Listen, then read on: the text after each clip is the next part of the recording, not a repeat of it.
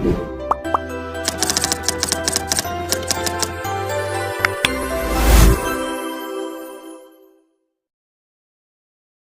दोस्तों, welcome to ट्रांजेंट academy. तो friends, आशा राखું છું તમે બધા મજામાં છો, મસ્ત છો।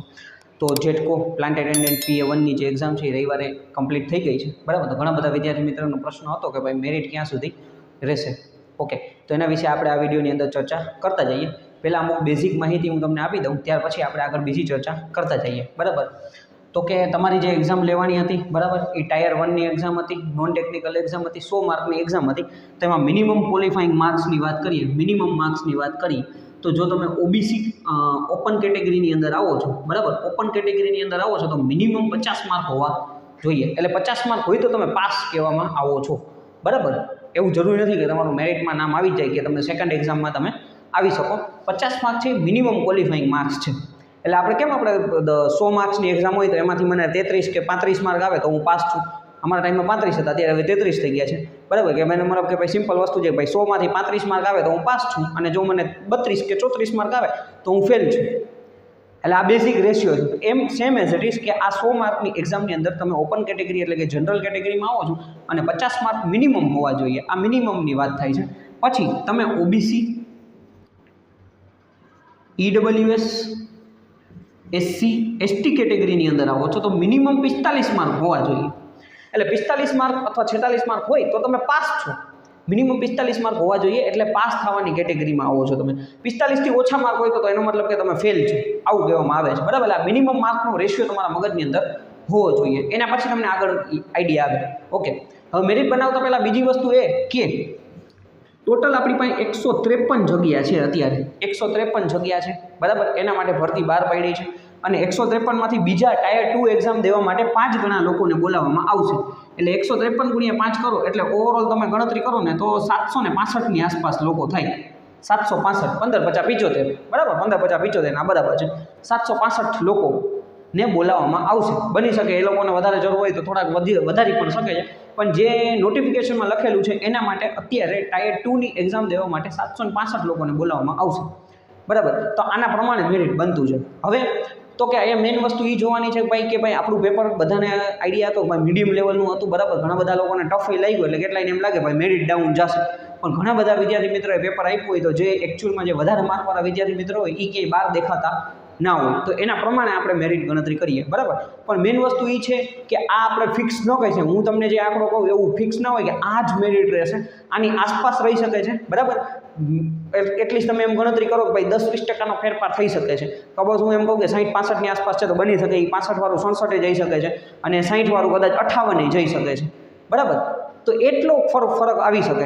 એટલે આ આપણે પ્રિડિક્શન કરી છે, 100% સાચું ન માનવાનું, બરાબર।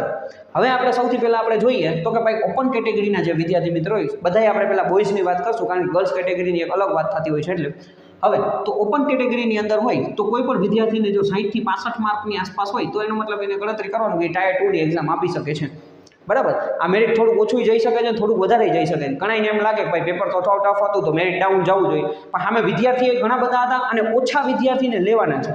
જુનિયર એન્જિનિયરની એક્ઝામની અંદર 2000 વિદ્યાર્થીઓને બોલાવવાના છે નેક્સ્ટ એક્ઝામની અંદર, જ્યારે અહીંયા તમે જુઓ છો તો 765 લોકોને બોલાવવાના છે। તો એનો મતલબ કે જો અમુક વિદ્યાર્થીઓ હોય જેને વધારે માર્ક હોય, બરાબર, કેટેગરી વાઇઝ, તો એનો મતલબ કે ભાઈ તો એમાં એ વહેલા વધારે માર્કવાળાનો ચાન્સ આવી જાય। ઓકે, એવરેજ માર્ક્સ તમે ગણતરી કરો ને તો 45 થી લઈને 55ની વચ્ચે એવરેજ બધાને આવે જ છે, બરાબર। પણ એનાથી ઉપરના જે વિદ્યાર્થીઓ છે તો એવાય ઘણા બધા વિદ્યાર્થીઓ, ઓવરઓલ ઘણા બધા હજાર વિદ્યાર્થીઓએ પેપર આપ્યું છે। એમાં જે આપણે મેં જે પોલ કર્યો છે એમાંથી અમે ગણો તો 500-800 જણાએ ખાલી પોલમાં આપણે મતલબ આન્સર આપેલો છે, તો એના પ્રમાણે આપણે વાતચીત કરતા હોઈએ છીએ, બરાબર।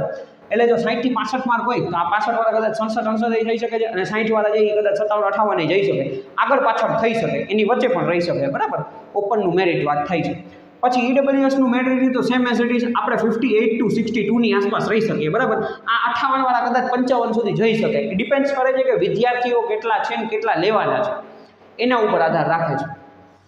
ઓબીસી કેટેગરીની વાત કરીએ તો સેમ એઝ ઇટ ઇઝ હું એમ કહું છું ભાઈ 56 માર્કથી લઈને આપણે 60-62 માર્ક સુધી, પણ 60 આપણે રાખીએ છીએ। 60 આની વચ્ચે હોય તો તમારી શક્યતા ખરી ભાઈ નેક્સ્ટ એક્ઝામમાં તમને બોલાવી શકે, પણ આમાં પણ એ પર ધ્યાન દેવાનું છે ભાઈ કદાચ તમને 62 માર્ક હોય પણ તમારા કેટેગરીમાં માનો કે 20 જણાને લેવાના છે, તો તમારા ઉપર 20 જણા એવા છે કે જે લોકોને 62થી વધારે માર્ક છે તો એ લોકોને પહેલાં પ્રાયોરિટી આપવામાં આવશે, બરાબર। એટલે આ રીતના ગણતરી થતી હોય છે। એસસી કેટેગરીની વાત કરીએ તો બરાબર, તો કે એનો મતલબ કે ભાઈ સિમ્પલ વસ્તુ છે ભાઈ 53 થી લઈને 56-57 માર્ક સુધીની આપણે ગણતરી રાખી, બરાબર. થોડુંક ડાઉન નહીં જઈ શકે છે પેપર, ભાઈ વિદ્યાર્થી મિત્ર પ્રમાણે થોડુંક આગળ પાછળ જઈ શકે છે, બરાબર. એટલે 53 માર્કથી લઈને 57 માર્ક સુધી હોય તો તમે એસસી કેટેગરીમાં આવો તો તમે આગળ જઈ શકો છો. ત્યાર પછી એસટી કેટેગરીની વાત કરીએ તો 50 માર્કની આસપાસ 50 થી 55ની વચ્ચે જઈ શકે. એસટીનું મેરિટ થોડુંક ડાઉન રહેતું હોય છે, બરાબર. અથવા ઘણી વખત એવું હોય કે વિદ્યાર્થી ના હોય એસટી કે, તો જે ઓછા માર્કવાળા વિદ્યાર્થી એટલે મિનિમમ 45 માર્કની આસપાસ કોઈ હોય, બરાબર, જેમ કે 47-49 માર્ક, તો એ લોકોને પણ બોલાવી લેવામાં આવતા હોય છે, બરાબર.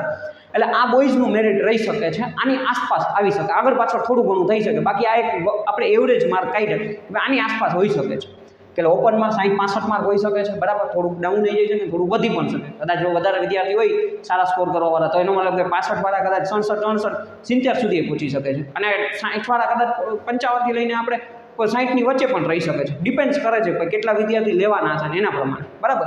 અને મેન તો 765ને જ બોલાવવાના છે. ઈડબ્લ્યુએસ 58 થી 62, ઓબીસી 56 થી 60, એસસી છે 53 થી 57, કદાચ 50 જઈ શકે છે, 50 થી 55ની વચ્ચે.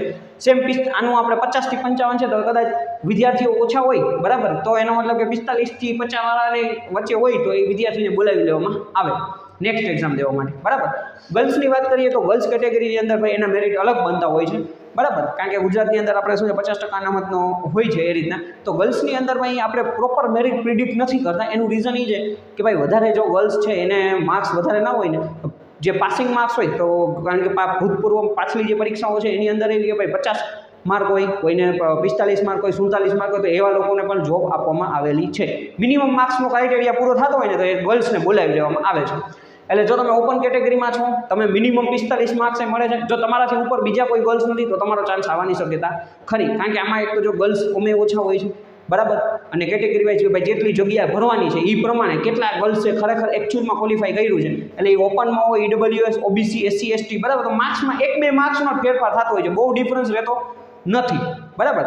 એટલે ક્વોલિફાઈંગ માર્ક્સ છે, ઓપનની અંદર હોય તો ઓપનની અંદર 50 થી વધારે માર્ક્સ આવતા હોય તો તમે ક્વોલિફાઈ થવાની શક્યતા ખરી, કે સેકન્ડ રાઉન્ડ માટે તમને બોલાવી લેવામાં આવે ગર્લ્સની અંદર, બરાબર. બાકી બધી જે કેટેગરી છે તો એમાં 45-47 માર્ક, 48 માર્ક, 50 માર્ક હોય, બરાબર. એટલે એનાથી વધારે માર્ક્સવાળા ગર્લ્સ નથી તો એમને બોલાવવામાં આવે. આ બાકી જે ગર્લ્સમાં મેરિટ બનતું હોય, બરાબર, મતલબ જો વધારે સ્કોર કરવાવાળા છોકરી હોય તો સામે પછી શું થાય કે ત્યાં મેરિટનો એક રેશિયો બહાર પડી શકે છે, ક્લિયર. બાકી ગર્લ્સનું મેરિટ આમ ડાઉન રહેતું હોય છે એટલે એમને ચિંતા કરવા જેવું નથી ભાઈ. એટલીસ્ટ જો એ ક્વોલિફાઈંગ થઈ જતા હોય તો નેક્સ્ટ રાઉન્ડમાં શક્યતા ખરી કે ભાઈ વારો આવી જાય, ઓકે. એટલે આ રીતના આપણે અત્યારે ભાઈ જેટકો PA1ની જે એક્ઝામ હતી એનું મેરિટ આપણે આવી રીતના નક્કી કર્યું છે, બરાબર. પણ આને આપણે 100% સાચું નથી માનવાનું, આ પ્રિડિક્ટેબલ છે, આપણે નક્કી કરેલું છે, મતલબ કે આપણે આ એઝ્યુમ કર્યું છે, બરાબર. પણ આની આસપાસ ક્યાંક ને ક્યાંક આની આસપાસ જ રહેશે, બહુ આટલો બધો વેરિએશન ના આવી શકે. બીજું ઘણાને એમ થાય કે સર 50 મેરિટ રહેવું જોઈએ, 55 રહેવું જોઈએ, તો એનું રીઝન એ છે કે ભાઈ લેવાના ઓછા 765 જ છે. તો સામે માનો કે ભાઈ 10,000થી વધારે વિદ્યાર્થીએ પરીક્ષા આપી તો એમાં 765 જણા તો એવા હશે ને કે જેને 60ની ઉપર માર્ક આવ્યા હશે, બરાબર. પછી કેટેગરી વાઇઝ આગળ પાછળ થઈ શકે, ઓકે. તો આ રીતના આપણે ગણતરી કરેલી છે, બરાબર. બાકી કંઈ ચિંતા કરવાની જરૂર નથી. તમને જેટલા માર્ક ભાઈ આમાં નોર્મલાઇઝેશન મેથડ નથી એટલે એની કાંઈ ચિંતા નથી કે ભાઈ માર્ક વધારે ઘટાડો થશે. તમને જેટલા માર્ક્સ આવ્યા હશે એટલા જ માર્ક્સ તમને અહીંયા તમે જે ઓલા નક્કી કર્યા છે આન્સર કી ડાઉનલોડ કરીને તમે જોયું હશે એટલા માર્ક્સ તમારે થતા હશે, એમાં કોઈ ફેરફાર નહીં થાય, ક્લિયર. હા, કોઈ વાંધા અરજી કરી હોય ને એમાં કદાચ 1-2 માર્ક વધે તો એ ફેરફાર થઈ શકે, બાકી કાંઈ એમાં બહુ ફેરફાર થવાનું શક્યતા નથી. એટલે કાંઈ ચિંતા કરવાની જરૂર નથી, બરાબર. જ્યાં સુધી સાચું મેરિટ ના આવે ને, બરાબર, ત્યાં સુધી તમારે શાંતિથી રહેવાનું છે. મેરિટ આવે ને જે રિઝલ્ટ આવે એ પ્રમાણે, ઓકે. આ એક પ્રિડિક્ટેબલ છે કે ભાઈ તમને એમ થાય કે ભાઈ ક્યાં સુધી રહી શકે, ભાઈ ટાયર 2ની એક્ઝામ દેવી, મતલબ તૈયારી ચાલુ કરવી કે ન કરવી, બરાબર. જો તમે આની આસપાસ રહેતા હો તો તમે તૈયારી ચાલુ કરી દો, હું તમને એટલું જ કહું છું. કારણ કે તૈયારી કરશો તો બીજી એક્ઝામમાં તમને ફાયદો થવાનો જ છે, ઓકે. કારણ કે તમે આ ફિલ્ડમાં છો તો એનો મતલબ કે ભાઈ તમે સરકારીની તૈયારી કરો છો તો તમારે નોકરી કરવી છે તો જ તમે આ ફિલ્ડમાં આવ્યા છો. એટલે એવું તો નથી કે ભાઈ હાલો નથી વારો આવ્યો તો હવે મૂકી દઈ, 2 વર્ષ જોબ કરશું, વળી 2 વર્ષ પછી કોઈ પરીક્ષા આવશે ત્યારે તૈયારી વળી ચાલુ કરશું. તો એનો મતલબ કે ભાઈ સિમ્પલ વસ્તુ છે, તૈયારી ચાલુ જ રાખો કન્ટિન્યુ. જ્યારે બીજી પરીક્ષા નેક્સ્ટ આ નહીં તો આના પછીની કોઈ બીજી એક્ઝામમાં તમને ફાયદો થઈ શકે, ઓકે. બાકી કાંઈ પણ ક્વેશ્ચન હોય તો તમે કમેન્ટ કરી શકો છો. Thank you friends.